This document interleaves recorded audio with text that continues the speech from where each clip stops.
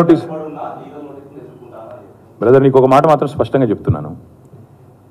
నాకు ఎలాంటి ఇల్లీగల్ వ్యవహారాలతో నాకు సంబంధం లేదు. ఫోన్ ట్యాపింగ్ అని చెప్పి లీకు వీరుడు రేవంత్ రెడ్డి గారు పాపం డైరెక్ట్గా ప్రెస్ కాన్ఫరెన్స్ పెట్టే దమ్ము లేదు, డైరెక్ట్గా ఆధారాలు ప్రజల ముందు పెట్టే దమ్ము లేదు. ఏముందో విషయం ఎవరికి తెలియదు.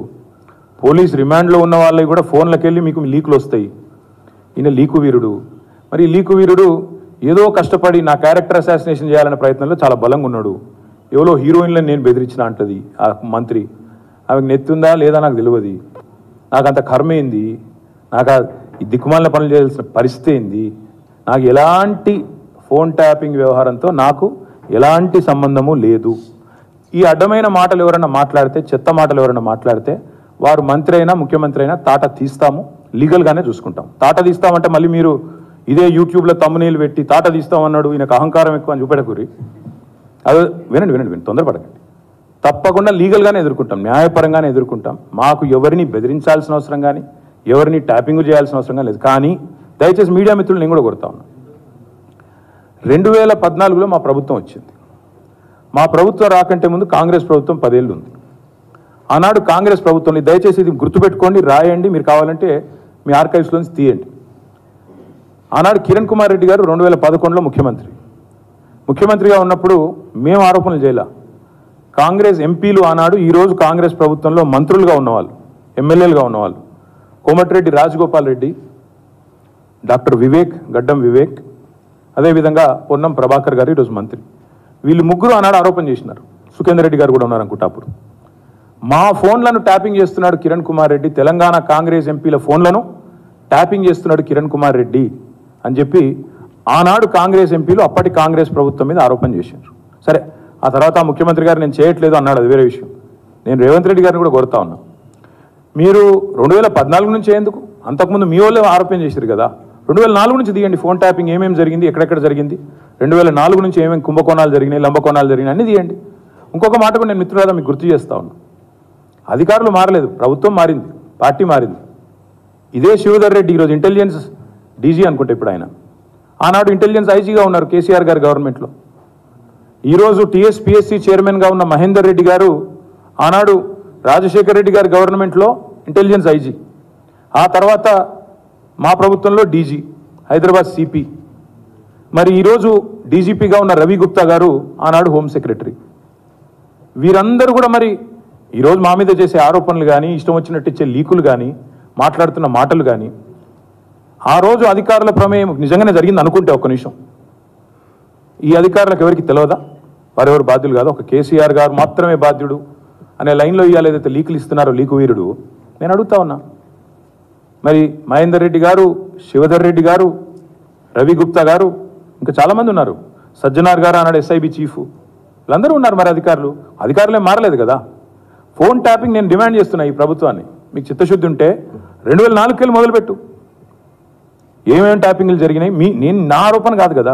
ఈరోజు నీ ప్రభుత్వంలో నీ పక్కన కూర్చున్న పొన్నం ప్రభాకర్ గారే ఆ రోజు ఆరోపణ చేసిండ్రు. ఏమని, ఆనాడు కిరణ్ కుమార్ రెడ్డి ప్రభుత్వం నా ఫోన్ ట్యాపింగ్ చేస్తుంది. మరి అది వాస్తవమా కాదా, బయటికి తీ, విచారణ గ్యాంబిట్ పెంచు. ఆనాడు అధికారులందరినీ పిలిపి, రిటైర్డ్ ఉన్న వాళ్ళందరినీ పిలిపి, నీ కాంగ్రెస్ ప్రభుత్వం ఫోన్ ట్యాపింగ్ చేసిందా లేదా చూద్దాం. ఇంకోటి బ్రదర్, మీరు మర్చిపోయినట్టున్నారు, నేను మర్చిపోలేదు. నాకే ఐఫోన్ వాళ్ళు, యాపిల్ వాళ్ళు మెసేజ్ పంపినారు, నీ ఫోన్ సర్వేలెన్స్లో ఉంది అంటే. నేను దాని స్క్రీన్ షాట్ కూడా మీరు చూసుకోండి కావాలంటే, ట్విట్టర్లో అప్పుడే పెట్టినా. నా ఒక్కడికే రాలేదు, అసదుద్దీన్ ఓవైసీకి వచ్చింది, ఇంకా కొంతమంది మిత్రులకు ఇక్కడ తెలంగాణలో కూడా, మీ ఫోన్లు సర్వేలెన్స్లో ఉన్నాయి, జాగ్రత్త, మీ ఫోను హ్యాక్ అయింది అని నాకు 2022లోనో 2023లోనో వస్తే నేను బయట కూడా పెట్టినది. కాబట్టి ఎవరు ఫోన్లు ట్యాప్ అయినాయి, ఎవరు చేసిండ్రు, ఇవన్నీ కూడా నాకేం భయం లేదు. మేము చాలా స్పష్టంగా ఉన్నాం, చాలా క్లారిటీతో ఉన్నాం. కాబట్టి దయచేసి నేను మిమ్మల్ని కోరేది ఏంటంటే, ఈ యూట్యూబ్లలో పెట్టి పనికిమాలినలోకి లీకులు ఇచ్చి అధికారికంగా ప్రెస్ కాన్ఫరెన్స్లు పెట్టకుండా రిమాండ్ రిపోర్ట్లు అని చెప్పి లీకులు చేసి ఎన్ని రోజులు బతుకుతారండి, ఎన్ని రోజులు టైంపాస్ చేస్తారు. రైతుల సబ్జెక్టు మాట్లాడరు. నిన్న ఒక విలేకరు నిజాయితీగా అడిగిండు రేవంత్ రెడ్డి గారిని, 2 లక్షలు రుణమాఫీ చేస్తా అన్నారు కదా సార్, ఇంకా చేయలేదు కదా మరి మీరు, ప్రజలు అడుగుతున్నారు అంటే వెకిలి నవ్వులు చెప్పి ఆయనే చెప్పిండు కదా, ఎవడు కమిటీ కమ్మన్నాడు ఆయనను, పేద సిపాయి లెక్క మాట్లాడితే మొగోను అయితే అంటాడు కదా. నేను అంటున్నా, రేవంత్ రెడ్డి మొగోను అయితే చెయ్యి రుణమాఫీ, ఎవడాపిండి ఆయన, నేను చెయ్యి రుణమాఫీ, చెయ్యి, 2 లక్షలు రుణమాఫీ చెయ్యి, నువ్వే అన్నావు కదా December 9 అని చెయ్యి. పాయింట్ ఏంటంటే ఈ చిల్లర మాటలు కాదు కదా ప్రజలు చూసేది. అల్టిమేట్గా 4 రోజులు నడిపిస్తారు బై టైంపాస్, అటెన్షన్ డైవర్షన్. ఓ రోజు గొర్రెల స్కామ్ అంటాడు, ఓ రోజు బర్ల స్కామ్ అంటాడు, ఓ రోజు ఫోన్ ట్యాపింగ్ అంటాడు, ఓ రోజు కాళేశ్వరం స్కామ్ అంటాడు. ఇవేనా ఇక? ఎవరు భరిస్తారు మిమ్మల్ని? కనీసం ప్రతిపక్షంగా ఉండటానికి కూడా మీరు పనికిరాని విధంగా మాట్లాడుతూ ఉన్నారు. ఈరోజు ఫోన్ ట్యాపింగ్ జరిగింది, మాకేం సంబంధం అంటాడు ఒక ఆయన. నిన్న నేను పొద్దున పేపర్ చదివాను, నాకేం సంబంధం అంటే 10 ఏళ్ళు పాలన చేసింది మీరే కదా బాధ్యులు. ఎట్లా చేస్తారండి ఫోన్ ట్యాపింగ్? మీరు దేశ భద్రత కోసం వాడాల్సిన ఫోన్ ట్యాపింగ్, లేకపోతే టెర్రరిస్టులు పట్టుకోవడానికి వాడాల్సిన ఫోన్ ట్యాపింగ్, దాన్ని సామాన్యులు కామన్ మెన్ ప్రతిపక్ష నాయకులను నిర్వీర్యం చేయడానికి ఫోన్ ట్యాపింగ్ వాడతారా? దేశ క్షేమం కోసం భద్రత కోసం పెట్టినటువంటి చట్టాన్ని మీరు మీ రాజకీయ అవసరాల కోసం పణంగా పెట్టి దేశ భద్రత కూడా ఈరోజు మీరు ప్రమాదం తీసుకొచ్చారు. ఈరోజు ఫోన్ ట్యాపింగ్ని అడ్డం పెట్టుకొని ప్రతి వాళ్ళ ఫోన్ ట్యాప్ చేస్తూ చివరికి అరే పౌరుల వ్యక్తిగత జీవితాల్లోకి వెళ్ళటానికి ఎవడిచ్చాడు నీకు హక్కు? ఈ దేశంలో పౌరులు కొన్ని హక్కులు ఉన్నాయి. స్వేచ్ఛగా స్వతంత్రంగా బతికేటువంటి హక్కు ఉంది. వాళ్ళ స్వేచ్ఛను హరించి వాళ్ళ పర్సనల్ వ్యక్తిగతమైనటువంటి కుటుంబ జీవితాల్లో కూడా నువ్వు వెళ్ళి ఫోన్ ట్యాపింగ్ చేసి భార్యాభర్తలు ఏం మాట్లాడుకుంటున్నారు, వ్యాపారస్తులు ఏం మాట్లాడుకుంటున్నారు, లేకపోతే ఇంకో అధికారి ఏం మాట్లాడాడు, ఇంకో పత్రిక ఆయన ఏం మాట్లాడిండు, జడ్జిలు ఏం మాట్లాడుతున్నా, లేదా ఇంకో ఆయన ఏదో మాట్లాడుతున్నా, అందరి జీవితాల్లో నువ్వు వాళ్ళ వంటగదిలోకి వాళ్ళ బెడ్రూమ్లో కూడా దూరుతుంది. మీరు ఇదే నా బాధ్యత మీకు? ఇంకా తగుదనమ్మా మాకేం సంబంధం అంటారు? 10 ఏళ్ళు మీరే కదా చేసింది. ఇంతటి దుర్మార్గమైనటువంటి వ్యక్తుల జీవితాల వాళ్ళ వ్యక్తిగతమైనటువంటి జీవితాల్లోకి తొంగి చూసిన మిమ్మల్ని ఏ వ్యక్తి కూడా క్షమించడు. మిమ్మల్ని పౌరుల భద్రతకే పెను ప్రమాదం ఇది. వారి వ్యక్తిగతమైనటువంటి సమాచారం ట్యాప్ చేసి ఎవరెవరికి ఇచ్చారో, మీరు ఏం చేశారో కొద్దిమంది బయటకు చెప్తా ఉన్నారు.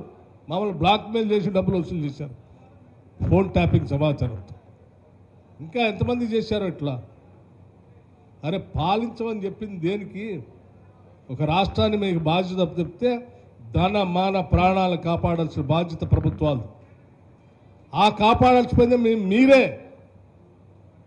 మీరే ఉల్టా అసలు వాళ్ళ భద్రతకి పెద్ద పెను ప్రమాదంగా మారారు. ఇంతకంటే ద్రోహం ఏముంది? ఇంతకంటే అన్యాయం ఏముంది? వ్యక్తిగతమైనటువంటి స్వేచ్ఛ లేకుండా చేశారు ఎవరికి.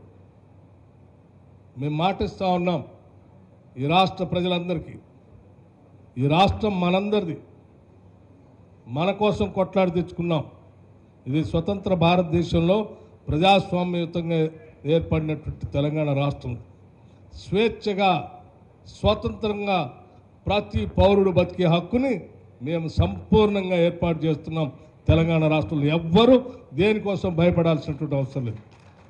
ఇది మనది.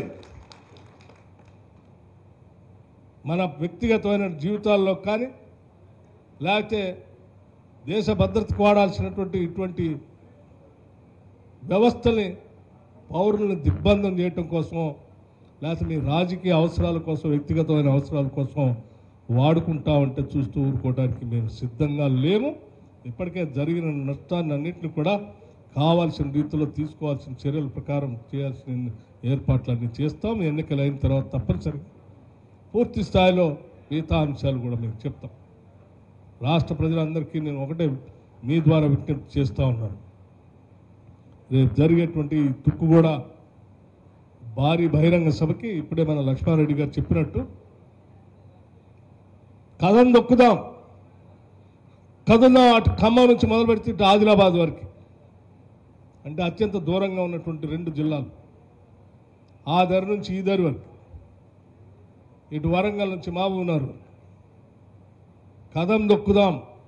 ఒక్కసారి మన తడాకా ఏంటో ఈ దేశానికి కూడా చూపిద్దాం. కాంగ్రెస్ ఎంత బలంగా ఉందో ఈ రాష్ట్రంలో.